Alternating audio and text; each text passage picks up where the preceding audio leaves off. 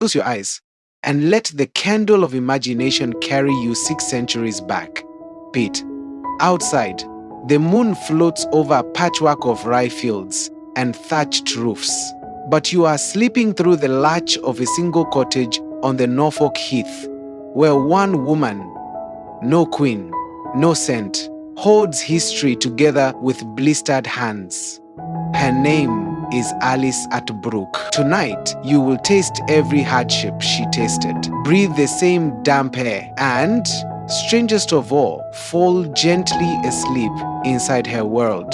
You will rise with Alice before dawn, shoulder the Lord's wheat, cradle a feverish child, batter gossip at the well, kneel amid flickering candles on Saints Within's Day, harvest barley beneath a sky smelling of rain, and shiver at rumors of the sweating sickness that has carried off 2 neighbors this past fortnight.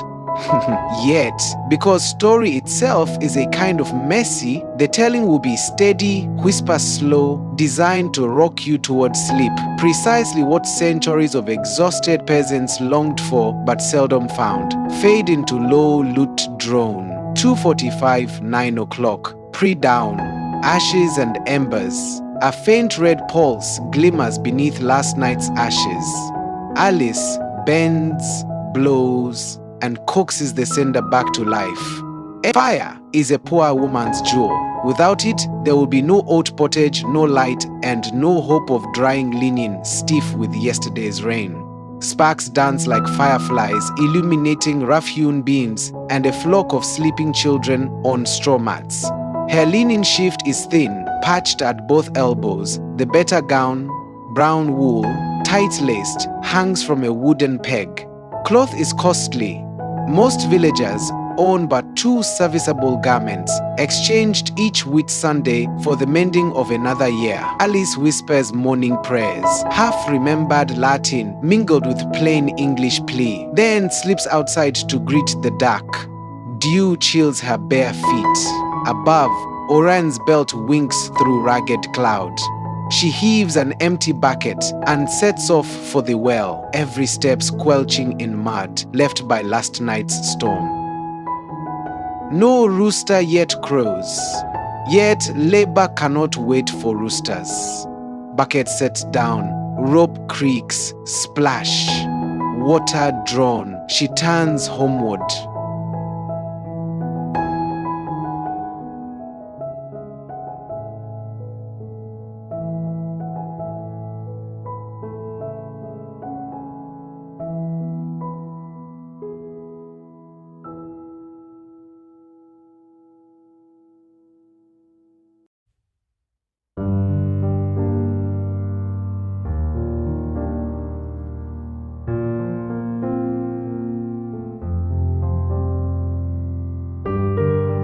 One mile walked, shoulders already sing, in a world where lords ride horses and friars ride donkeys. A peasant woman rides only her own bone and sinew. 9 o'clock, 15:30, hearth and infant, milk, grain, and quiet carriage inside. The youngest, 3-month-old Agnes, stares. Alice bears one breast, nurses the babe, and with her free hand grinds grain on a quern stone, secular granite over sandstone. Turning, the rhythm matches a lullaby she sings beneath her breath. Neither tune nor words were ever written down, but they have survived plague, war, and the turning of kings. Flour dust clings to sweat-damp skin. The meal will be boiled into muslin pottage, half rye, half wheat, because good white bread belongs to gentry, not to those who till the soil. When harvest fails, muslin grows darker still. Barley, beans, even ground acorn husk bulk out the loaf. She ladles yesterday's pottage, congealed but safe, into the iron cauldron, adds shredded leek, a pinch of salt saved from Michaelmas wedges, and hangs it above the flame. Thick steam beads on rafters, drips softly onto the rush-strewn floor. Baby sighs, fire pops. 15:30, 22 o'clock. Field labor. Obligation before ownership. Fast light bleeds across the hedgerows as Alice fastens Agnes into a wool sling and steps outside. Today is Fallow Lord Day. Custom decrees that before a peasant may touch her own strips of land, she must spend half the daylights tending the manorial demesne. The ox-drawn plow creaks. Her husband Thomas guides the blade, while Alice follows, casting seed.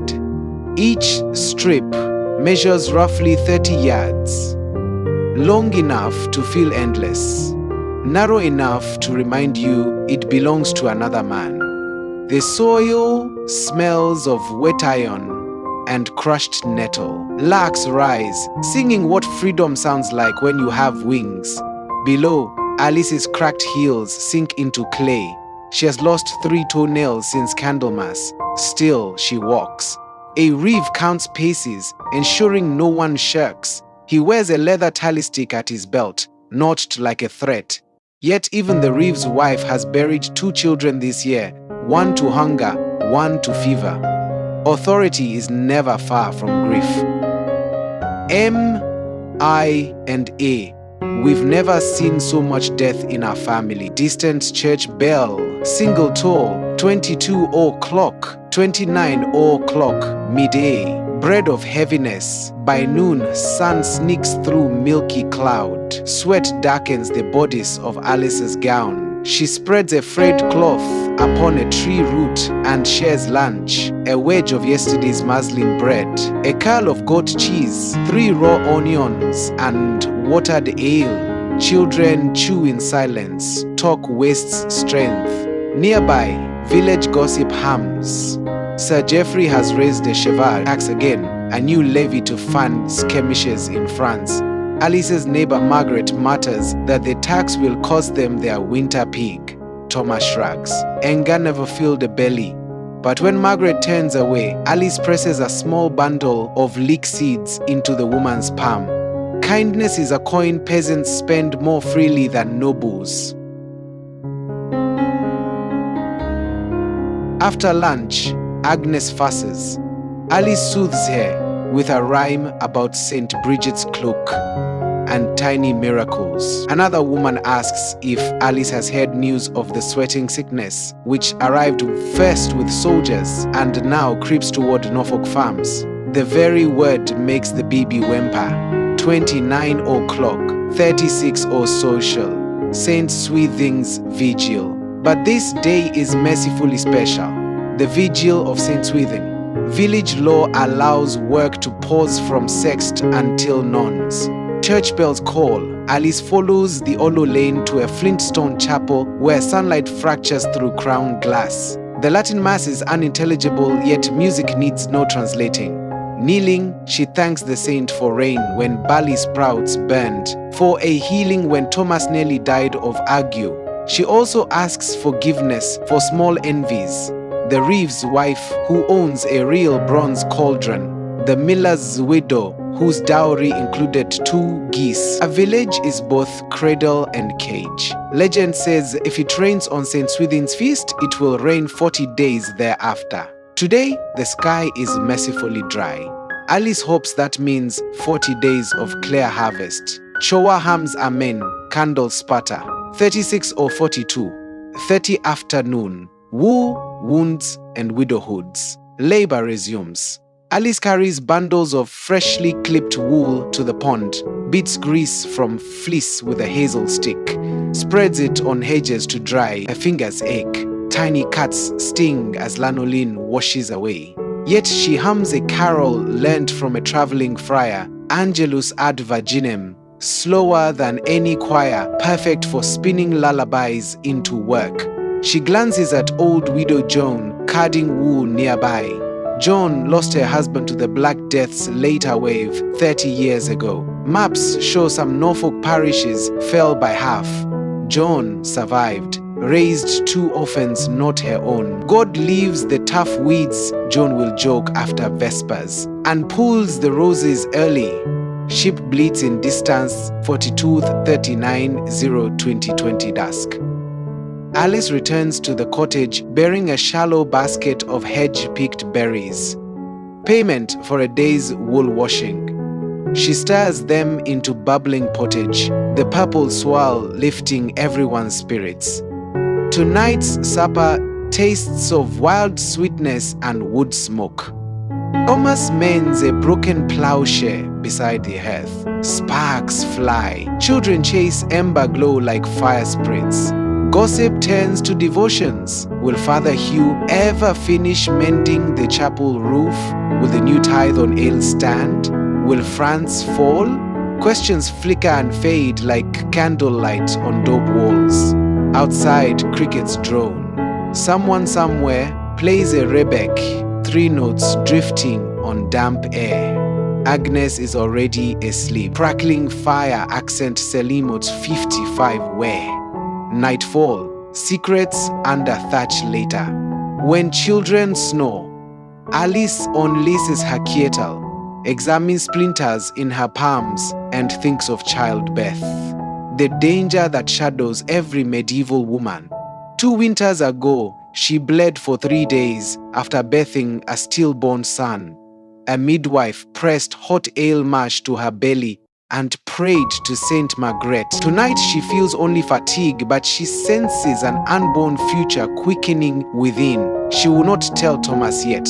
She sprinkles dried lavender over the rushes to mask the sweet sour odor of bodies and livestock. A single tallow candle flickers. Shadows paint saints' halos on cracked plaster. She lies beside Thomas, listens to his steady breathing, wonders if the sweat will reach them before harvest. The disease kills in hours, sweat, chill, death. Yet worry is a thief of sleep, and sleep is worth more than worry. Heartbeat drum, slow fade, closing geba ta seba, nyema namota, nyeme mota nemota. 55 years of small lives. Imagine, listener, the weight of that thatched roof pressing down, not as oppression, but as promise. A covenant that tomorrow will come, gifts and grief alike. Alice does not know you are here, hovering, centuries away, drawing comfort from her relentless courage. Yet her story endures precisely because ordinary people lived it without fanfare. So when your own daylight labors feel crushing, remember the unseen millions. Women like Alice, farmers like Thomas, widows like Joan, who tilled, nursed, buried, laughed, sang, and kept the world turning. Their names seldom fill parchment, but they echo in every loaf of bread, every lullaby, every candle guttering at midnight. Long beat, lute resolves to a single chord. Now let the hush of Norfolk night cradle you. Let crickets replace worry, hearth glow soften vision, and the slow pulse of centuries murmur you toward sleep.